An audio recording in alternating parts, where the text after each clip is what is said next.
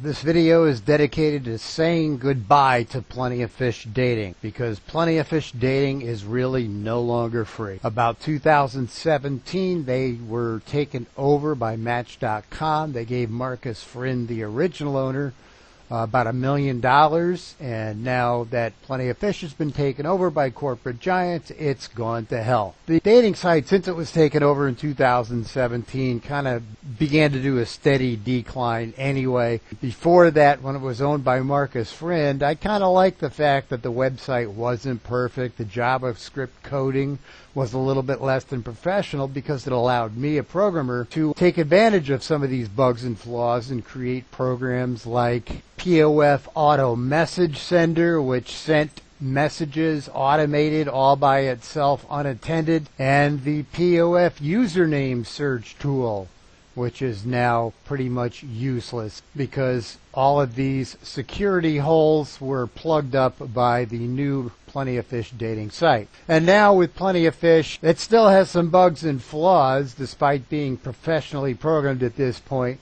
but the biggest flaw is it's really no longer free. You can send about 3, 4, 5 messages a day, and then you are blocked from that point.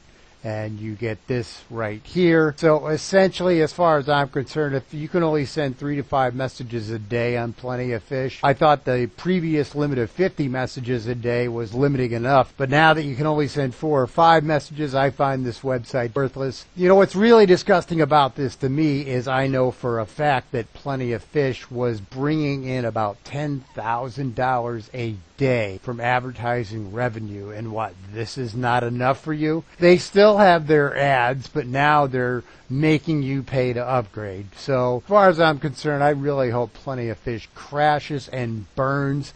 I hope everybody deletes their profile and no longer does business with Plenty of Fish.